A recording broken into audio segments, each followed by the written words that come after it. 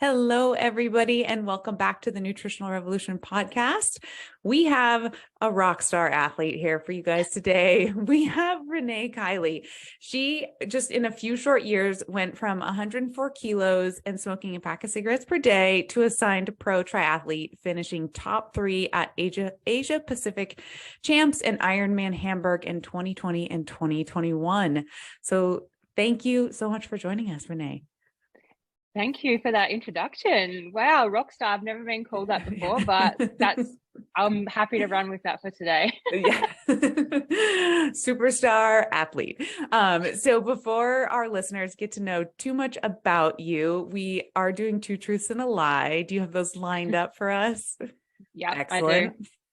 All right, go ahead and fire away. Don't tell us the answers, but Nia and I will guess. Okay, 2 truths and 1 lie. Okay, the first one. I was once on a holiday in Bali and I got given a ticket while out riding a scooter and then taken back to a local police station for questioning. Oh, no. The second one, my parents were both national level track runners when they were in high school. Okay.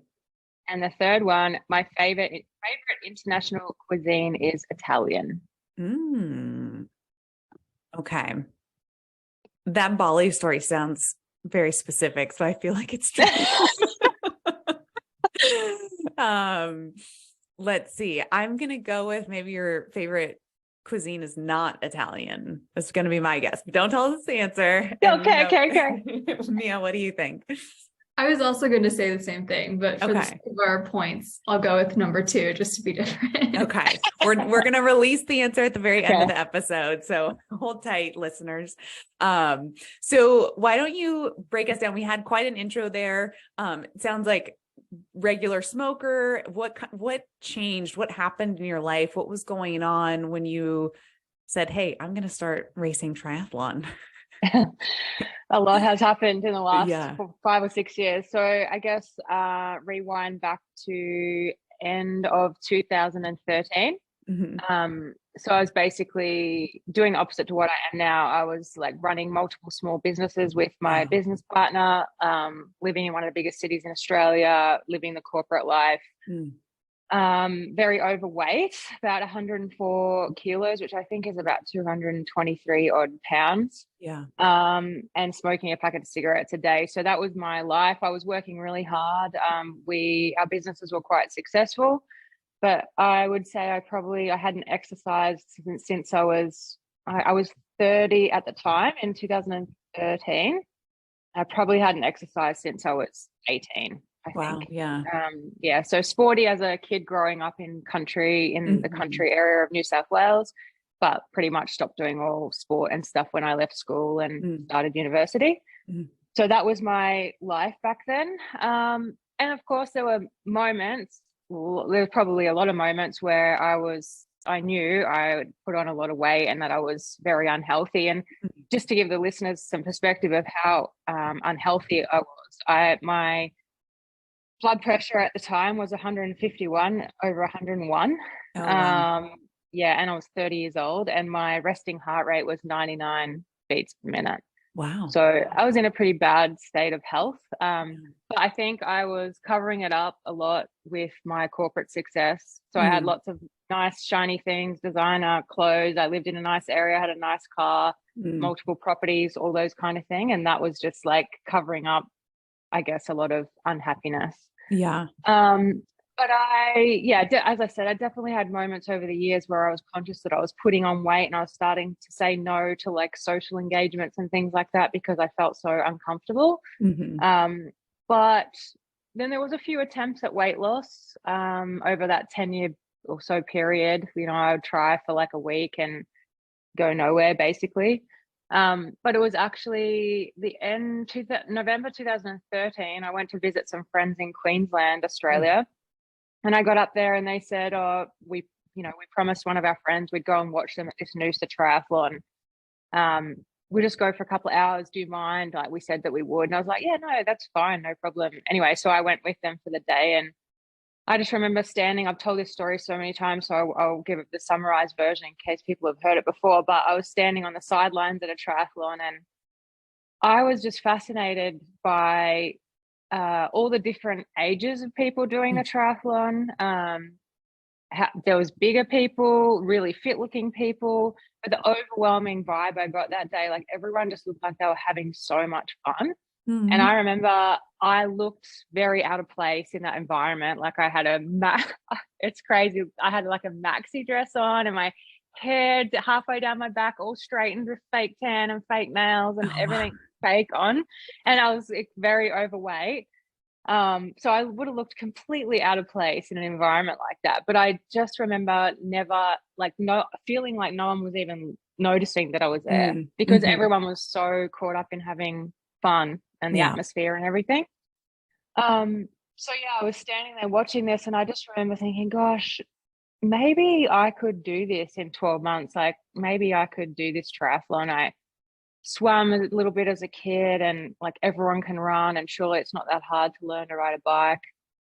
So it was that kind of like light bulb moment. And I went home and I didn't do any, I signed up for the race as soon as I went home, but I didn't tell anyone and I didn't do anything about it because it was like end of November coming up to Christmas season, Christmas parties, drinking, all that kind of stuff. And then my birthday is on the 1st of January and on the 2nd of January, 2014, I walked into a bike shop and I bought a $600 road bike and the stuff that you needed to ride a bike. And that was the day I basically like started to swim, bike and run. Awesome. And the day that my life changed pretty much. Wow. That's amazing. I love that you mentioned the environment at racing like that at events. It is really all encompassing and it seems very inviting. And I love that aspect as well at races. It seems like a good vibe. Everybody's so positive. Everyone's so positive. Yeah, exactly. So through that journey, I mean, it was a relatively quick, I would say quick, meaning like going from not training at all to podiuming. Winning. Like, what was that process like when you were kind of starting to train, or when did that light bulb go off and be like, oh my goodness, I am fast, or I like am good at this? When did that happen? Yeah, there was like a few little moments over those years. So it was 2014 when I did that first triathlon. And throughout 2014 is when I lost 45 kilos, obviously stopped smoking, obviously. So I'd say that 2014 was the kind of transformation year, losing the weight and all that kind of stuff. And I was just like participating in triathlons, but I did notice as I was doing them, like I was getting better, and I was very like obsessed with it. I really, really loved it from the first one I did, and I pushed really hard to get better. So I'd say 2014 was kind of like the transformation year, and then 2015 I actually like stepped it up and had a coach and started to train more and stuff. And that was the year I was competing as an amateur, but I started to like get on the podium as an amateur. And it was the following year, that in 2015, that second year in the sport, I actually did my first half Ironman, my first Ironman. I won my first Ironman. I qualified for Kona, the World Championships. I did Kona that year, so it was a very big year. Wow. And it was still like, oh, this is all a bit of fun. Maybe I can be a great amateur athlete. And then it was the following year, 2016, that I was still podium and winning my age group. And I remember I had another light bulb moment at an event that year, and I heard a pro lady had won the Ironman that I did, and she got up on stage at the awards and she said, if someone had told me at the age of, I think she was 36 at the time, at the age of 36, I would be standing up here, winning my first Ironman as a professional, I would never have believed them. And I just remember thinking, gosh, she's like, I didn't realize that women were competing like at that age as professionals, and it never even crossed my mind. But I mean, like, who would be 31 years old and think, oh, maybe I'll be a professional athlete? Like, I think that's pretty insane to even think that. But yeah, hearing her, and she was 36 at the time, it just blew my mind because I had no idea that people were that age. So that again, I got home after hearing that and I couldn't stop thinking about it. And from there in 2016, I started taking steps towards obtaining my pro license. And then 2017, at the end of 2017 is when I got accepted for my pro license. So that was a really big 3.5 years from Wow. day dot to turning professional. Yeah. And were you still working corporate jobs at that time, or? Yeah, I was working full time and we actually had like around 20 to 25 staff. So it Wow. was pretty hard work. Yeah, lots of hours.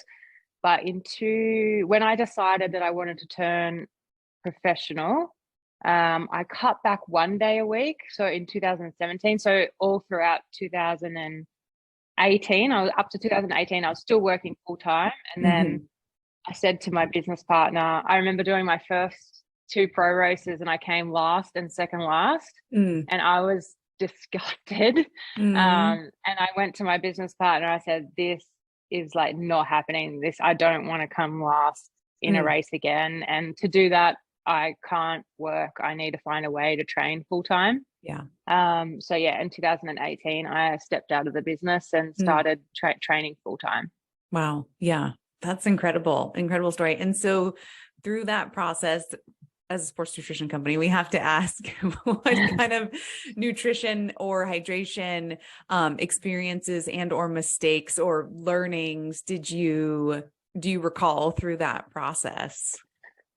I think I actually didn't change anything like in those very early days, I guess. And this is what I try to say to people that want to lose weight specifically, or get healthier.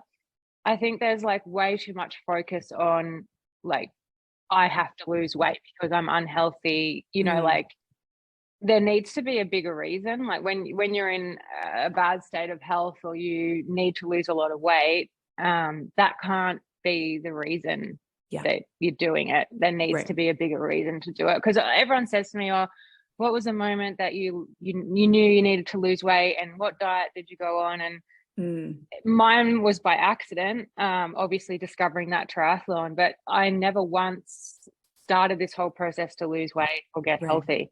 I started it because I wanted to do a triathlon and I wanted to get better. So then I started moving more, and then I liked triathlon and I wanted to get better at it. So I knew that I had to eat healthier to get faster.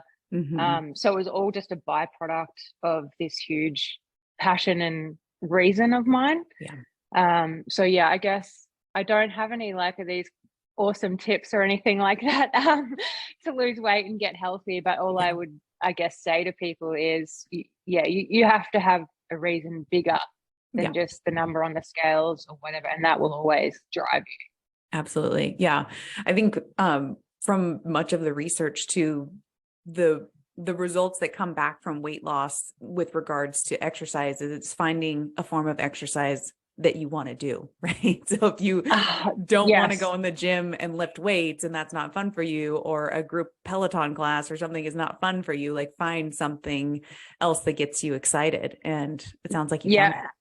Yeah, and that's another thing I say to people all the time. Like, you have to find something that you love to keep your body moving, that you're happy to do every day when you wake up. And if you're not happy to do it every day when you wake up, then you haven't found what you love.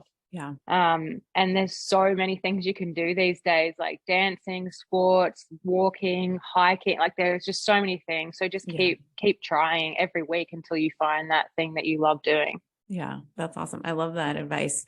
So with your racing situation with regards to sports nutrition, fueling products, that kind of stuff, did you ever that kind of like your years coming up, was there any moments where you ever like bonked or had GI issues on course or anything like that? Yeah, actually I had a lot of trouble in, what year is it at the moment? 2023, 2021. Actually had a lot of trouble that year, and I still not 100% what the reasons were. So obviously I'd been racing for years prior to that, and Ironman as well, iron distance races as well, and never had any nutrition problems. Awesome. And then in 2021, in 3 Ironmans that year. The first experience I had was in the first Ironman I did that season. I couldn't take any nutrition on about in the last hour of the bike, and then none on the run, the marathon. Shoot. And it was like, I wasn't like vomiting or I had Mhm. GI issues or anything like that. I was just like very, very full. Like my stomach was very, Yeah. very tight, and I couldn't Yeah. get anything in. That was the first race, and we kind of just put it down to like it was a bit humid that day and hot and all these different reasons. Mm-hmm. And then I went and did an Ironman.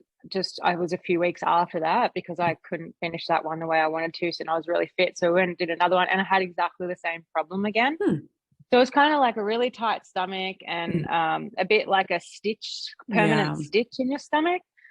Anyway, long story short, that happened in it was a crazy year because I was doing all the training, so fit, and then having these problems that I'd never really had before in a race. And now looking back, so two things. I'm not quite sure whether, and this is like a bit hard to talk about, but that year I think I was under eating. Okay. A lot in that season. And I think I was probably, like not getting enough calories in during training and stuff. So part of me thinks maybe that was part of the reason, like being really low on probably minerals and electrolytes and my body not able to process the food. But then also what I've done since then, like I did a lot of reading about fructose intolerance. And my symptoms seem to match like all the descriptions of fructose intolerance. So from there, I completely cut out any fructose in my nutrition, and I haven't had any problems since. So I'm not sure which problem it was, but I'm not doing either of them anymore. So Perfect. we'll just stay away from those problems and we should be okay. But I think, all my nutrition's changed over to all the brands that don't have fructose. Awesome. Do you mind sharing the brands that you like to use that work well for you? Yeah, I use a product called Hammer Nutrition, which might be an Australian brand. I'm not sure, but Hammer Nutrition. I've been using their liquid nutrition. I think it's called Endurance or Heed or Perpetuum, one of those ones.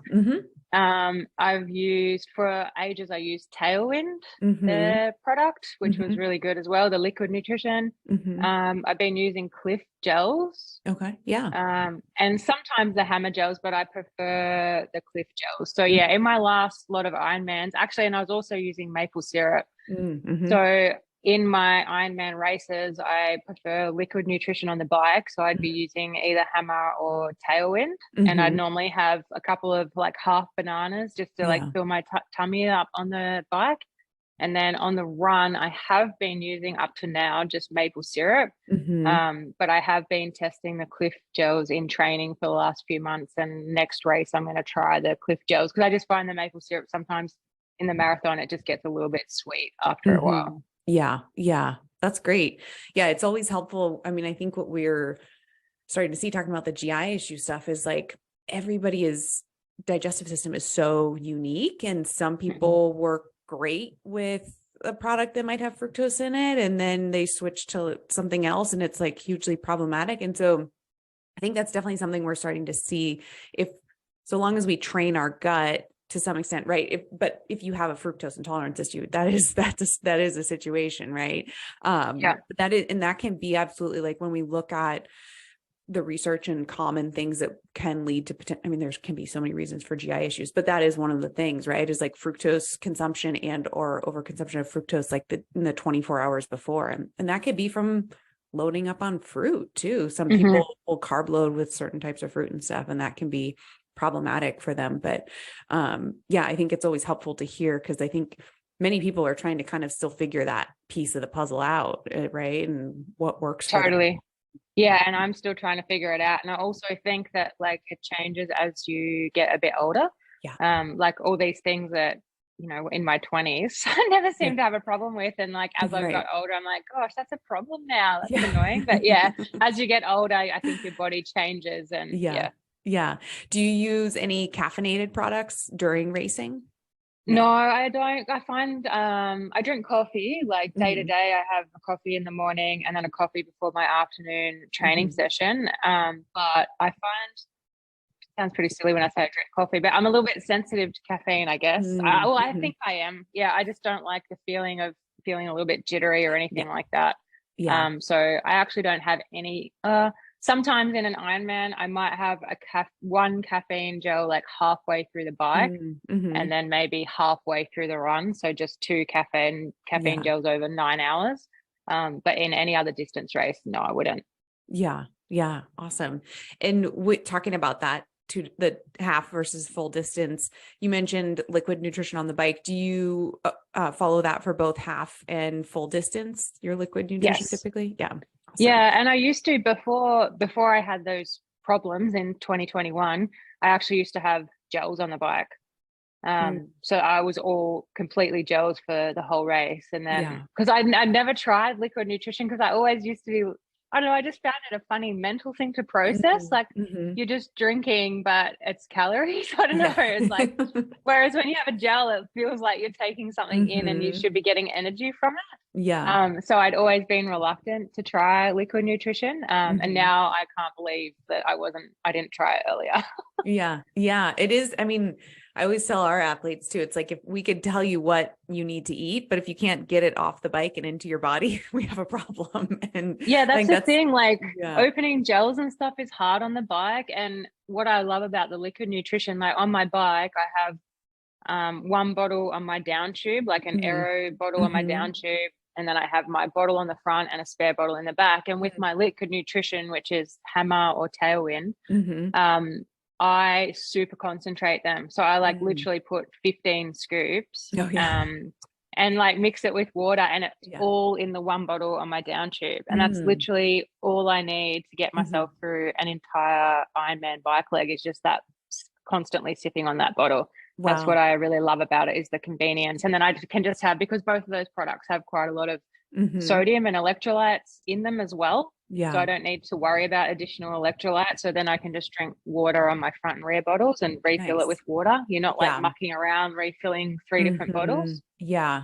Yeah. That is convenient too. And you can always, have that plain water to swish the maybe concentrated stuff down if need be as well. I think that's smart.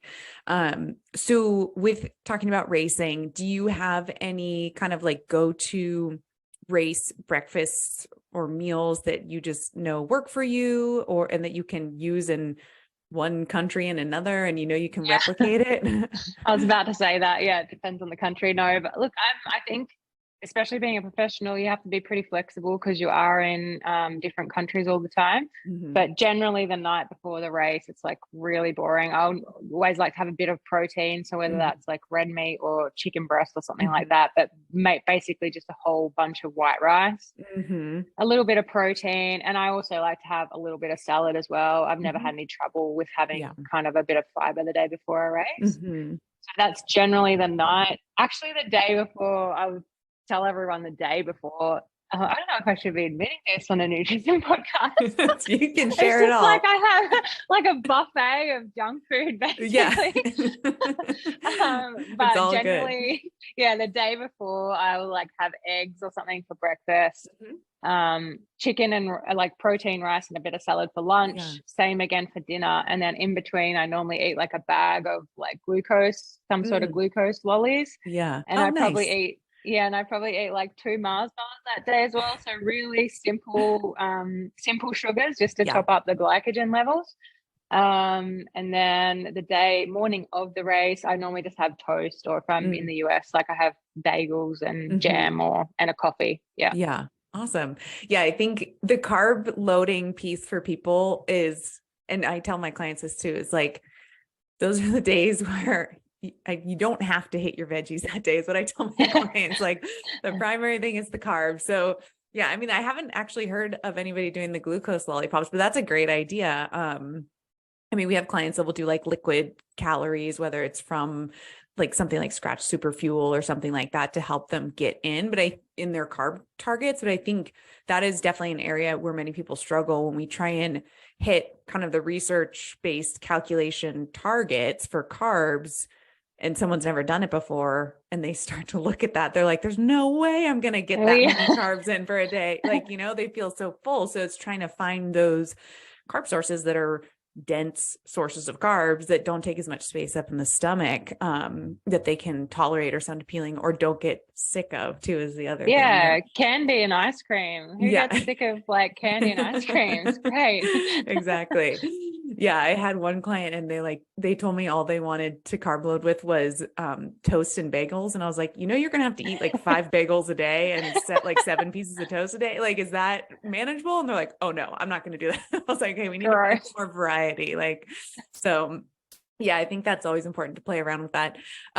With the carb loading piece, do you carb load primarily just the day before? Or are you doing that kind of in a couple days before? Or what does that look like for you? No, just the day before for me. Yeah. Actually, when I was racing as an amateur, I was like so over the top about it. I would like carb load for like 3 days prior and freak out and all that kind of stuff. But I think especially racing as a pro, like we train so much that now it's almost like when I have an Ironman, I feel like I do an Ironman in training most weeks, kind of in terms of like volume. Right. So I try not to like stress too much about it. And just as long as I get that the day before, like that constant glycogen and like carbs all day, I'm fine. That's awesome. Yeah. I mean, when your fitness gets to a certain level, right, you're so used to that volume or that intensity that you're probably doing a pretty decent job at recovering and replenishing from that normally on the day to day. So on the recovery topic, what does that look like immediately post Ironman? Are you like sick of drinking liquid nutrition and can't get anything in, or what is the kind of like hours post race look like for you? Yeah, actually, it's so much better now that I'm not having fructose, to be honest. That's why I'm very suspicious that is an issue for me. Yeah. But I used to find after races, like I felt a little bit nauseous and just had zero appetite for hours. Like I couldn't really get anything solid in for hours after a race. Like the smell and look of food would just be almost make me want to vomit. But now I'm like starving when I cross the line. So I figure that's like my body processing everything properly and like digesting everything properly. And I figure that's a good sign. So yeah, I tend to be like pretty hungry now after a race, and I can pretty much eat like within an hour, like pizza or something like that. Awesome. It's never anything, I could sit here and say, I have a protein shake within 30 minutes and all of this stuff that you're supposed to do, but I don't. That's the truth. It's normally like very carb and salt heavy after a race is what I feel like. Those are the targets too. I mean, you want to prioritize those as well. Do you change nutrition at all in the days following a race to support recovery at all, or? It really depends on like my schedule and what I've got coming up. Like if I'm just doing say a half, like the Ironman is my distance that I'm better at. So it's always like my A races, my Ironman, and half Ironmans tend to be more like just, training races leading into those races. So after a half Ironman, I pretty much just go back to normal straight away. Like I would make more of a conscious effort to have a pretty healthy, nutritious meal pretty much immediately after a half Ironman. And then because I'm pretty much going straight back into training like the following day, I just follow my regular like pretty healthy diet. But to be honest, like an Ironman the Ironmans tend to be, I'm just going to justify myself here for a minute. Ironmans, because they're like, you put so much work and training into an Ironman. Well, this is certainly me. My attitude towards it, I mean, and you only do like a few of them a year. And I am obviously so disciplined in that lead up and the build up to an Ironman. Once I cross the line of an Ironman, I just don't want to be disciplined and don't want to be good at all. So I really tend to like just not let myself go. That sounds bad. Just really relax on diet basically, because that race tends to be this huge build up over 3 or 4 months. And then I normally would have like a scheduled sort of 1 week off after a big race like that. So I really just tend to like completely relax on the diet, which I haven't done for like a few months. And that week I just eat what I feel like eating. I'll eat out a few times and just completely relax on my diet. So I think that's healthy. Okay, great. Thank you. I mean, you're spot on with a lot of the athletes that we deal with as well. As like you have been so disciplined from a training perspective, from a nutrition perspective, to like timing all these things and all of that stuff right up to a certain point. And it's like just like you need a break physically from training, is like you need a brain break from all the like a thought mental process. break. Yes, Yeah. exactly. So yeah, I think that's really beneficial. And there is a benefit to like retuning back into like listening to your body, right? And what is your body craving? Actually, I was about to say, and I normally find that after like day 3 or 4, I am like, I can't do this anymore. Like I can't eat, like you just get sick of eating. Yeah. It's not that I sit there and eat like, bowls of ice cream and bags of Right. like chips or things like that, Right. but just going from like eating pretty healthfully and like giving you nutritiously, I guess, in the lead up to blowing out for 3 or 4 days. Mm-hmm. You get to like day 3 or 4 and you're literally like, I just can't do this anymore. Yeah. So that's a good thing, I think, when you're like, get me back to my regular diet. Yeah. Right. Yeah. You know what foods make you feel good. Right. And yeah, Exactly. I think that's important as well. I And love for that. me, I always sit there and I think, how did I do this? Like, well, obviously, because I came from being overweight. After like day 3 or 4, I'm like, how did I do this? Like for my entire life, like for 15 years, how did I eat like this? Yeah. It's disgusting. Yeah. Do you want to share what did a day of eating look like, but like when you're in your corporate job, like triathlon? Do you really want to know? I mean, if you want to share it. Oh gosh, it's like, well, just for an example, like corporate world, Fridays. If I take Friday as an example, and this was pretty much every second week, because it's, as a business owner, that networking all the time. Friday lunches are really important, important and like common.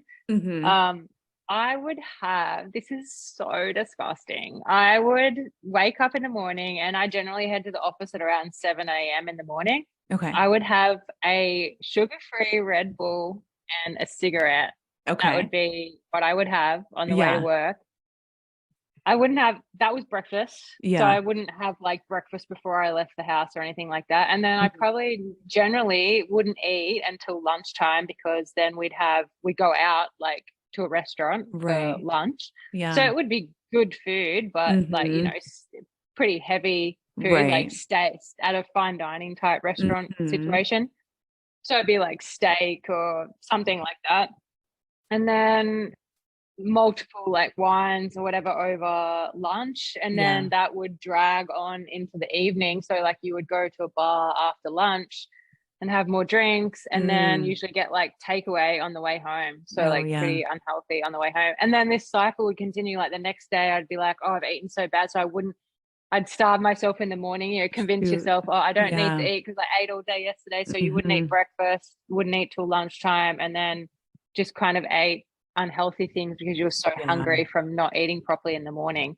So that was like a typical kind of Friday. And during the week, like when I wasn't going out I would have that Red Bull and cigarette like pretty much every morning. Wow. And then during the week I'd be the same. I'd be like, I'd make these little like crackers with tuna, like so healthy and small, tiny, like it would only been like 100 calories, because you convince yourself, I don't need to eat very much. And then I'd be like starving by dinner. So I would have like, it's not that I would have takeaway every night for dinner. I would cook at home, but probably eat like way too big portion sizes, because I wasn't exercising and I hadn't like eaten properly during the day. Wow. Yeah. I mean, that like shows a lot too. And so what is today's like diet? What's a like normal day of eating for you look like now? So much better than that. That's good. Yeah, great. That's a good start. I pretty much eat the same thing like every day. First of all, I wake up. So I normally swim training first in the morning. So depending on the length of my swim session, if it's like a short session, say like 4 kilometers, I get up and have a coffee and like a protein, like a yogurt that's high in protein. Then I come home. And if that was a longer swim, like today, I have actually a 7-kilometer swim. So I had a coffee, a yogurt, and had 4 pieces of toast as well. Awesome. So that's pre-swim. Then after the swim, I have a huge smoothie bowl. And that's like, part of that is because I live in Queensland, Australia. It's always hot here. like really warm hair all year basically. So that's like something that I really crave. So I have my scoop of protein, lots of berries, frozen banana, some granola, fresh mango. That's like my absolute go-to. Yeah, after my first session. It's so good. I actually said to my mum the other day, I finished it and I was just enjoying, this is like, I had this every day for the last 5 years probably. And I said to my mum, I couldn't live without this. Yeah, that's good. And then, so then I have that. And then most days I'm actually done all that by 8:30 in the morning. So I normally go back to bed for a couple of hours of rest or sleep. And then I get up, have lunch. Lunch is normally eggs on toast with like avocado, feta, some salad on the side, like baby spinach, tomato, something like that. And then about an hour after that, I have a coffee and something sweet before I start my afternoon session. So that's normally like coffee and maybe like some Pop-Tarts or something really sweet and like basic, just carbohydrates. Perfect. Do my afternoon session, which I fuel through like gels or liquid nutrition generally. Straight after my afternoon session, I normally have like collagen protein and coconut milk. While I'm having a shower and stuff. And then nighttime, we actually get, it's like HelloFresh, Marley Spoon, a brand here, which I really, really love. Even HelloFresh, I really love their meals. I find them like quite balanced. They're not like super duper healthy, but they're not unhealthy. They're just kind of what you need, like bit of protein, bit of carbs and vegetables or salad. So that's what I have for dinner. And I normally have like a bit of ice cream or something for dessert. Perfect. I love all of that stuff. I think it's important for people to hear that too, because I see many times athletes come to us and they're with endurance sports, you guys put out a ton of calories with your training, right? And if we're not fueling that properly, we can see all sorts of things start to happen. I mean, whether it's like your immune system starts to tank or you're just running yourself into this state of overtraining or you're getting injured so I think, I mean, everything you said there, I think it's just really important for people to hear that like that amount of volume and that you're still getting in color. And it's like, you're not living off of bagels the whole day. It's like you time your nutrition appropriately, right? It's like you have your toaster pastry before you go train. It's not in the like middle of the day, so I think there's an important piece of that for people to hear, because I think some people can run into trouble and either underfuel or start relying solely on like processed stuff only. And, getting those colors in is just as important to help with the recovery and the adaptation response as well. So I think that's fantastic. And I love that you love your bowl after 5 years. I seriously, I get like really anxious when I go overseas. It's the first thing I check with Airbnbs. Like, do you have a blender here? If I don't have a blender, I have to get a blender. Yeah. And because I spend a lot of my year in St. Moritz in Switzerland training at altitude there. Wow. And I even bought a like small, they didn't have a freezer. They just had a fridge, which is kind of weird. Yeah. So I had to like buy this little small chest freezer to have my frozen berries in there. Like I just wouldn't be able to survive if I couldn't make that smoothie bowl. Awesome. Do you have like acai shops near you or anything like that? I know those are popular in California. And like a little bit. Like where I live in Brisbane, we're kind of out in the suburbs a little bit. So there's not a lot of access to like local cafes, but mine's better. I don't need to buy one because I make it perfectly. That's perfect. That's good. Yeah. I mean, the fact that you can and like mix things up too with HelloFresh, I think, or like something similar, right? I think that gives people some help too with like getting a little bit of variety in and mixing up their micronutrients in their diet too if they're struggling with that. I think finding some form of meal delivery that works for people is always convenient when you're, if someone's working and training and, they're literally the best thing ever. Like because I've been, single most of my adult life, but even back when I was corporate world and overweight, like that was the biggest drainer, like cooking for one for a start. Like it's very hard to get motivated to cook for one person, but also just like thinking up what to cook every day.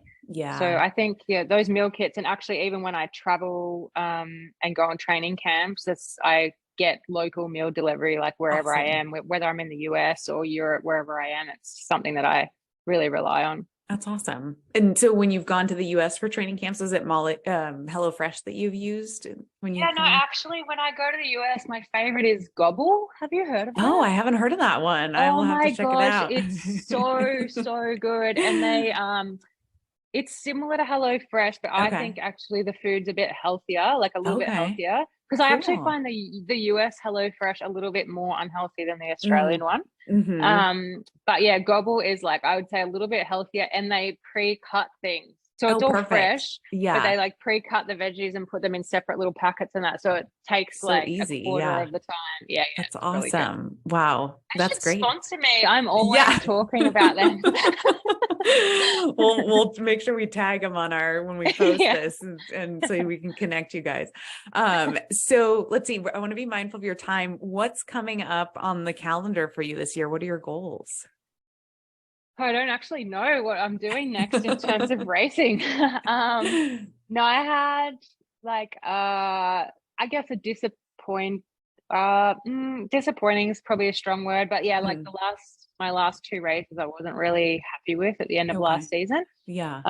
So I wanted to put in a really good training block over the Australian summer and just Mhm. feel fit and healthy and like in a good state of mind and everything before I chose a race. Like I didn't want Yeah. to, normally what we'd do is like choose some early season races, and it doesn't Mhm. matter if you're not fully fit, you just go and do them as a bit of a hit out. But Yeah. I kind of didn't want to do that this year. I wanted to be feeling like I was in quite good shape before I race. Mhm. So there's actually, I don't have any set plans on the calendar just yet. But I'm starting to feel really fit. We've put in a couple of really good months now, but I Awesome. will head to, like, the general plan for me this year will be heading to spending quite a lot of time in Europe this year. So Mhm. I'll probably head over to Europe, I would say, at the start of May, and plan to stay there through till like September, October, Okay. then maybe head Cool. to the US for a couple of months and then come home. So it's always a big stint overseas. So I'm Yeah. just making the most of my time Awesome. here in Australia. So the goal for this year is get better, hopefully get myself on some more podiums. And Mm. one thing that's been on my mind a lot the last few months is I always get some really lovely messages Mm. from people that follow me, and I really want to get better at finding ways to give back to Mm. people that are Mhm. so kind and supportive of me. So Yeah. that's going to be more of a focus this year as well. Awesome. That's amazing. I love that.